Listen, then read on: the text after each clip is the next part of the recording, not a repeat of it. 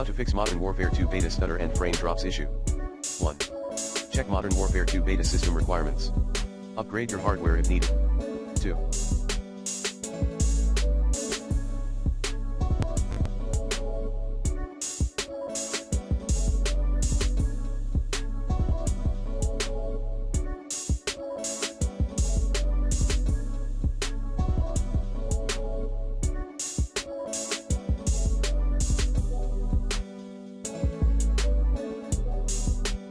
Turn off, quit, third-party apps and overlays.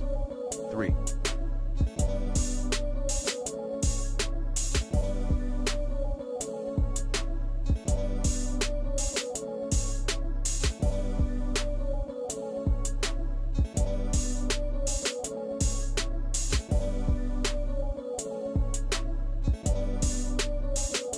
Update GPU drivers using the recommended Avast driver updater in this video guide.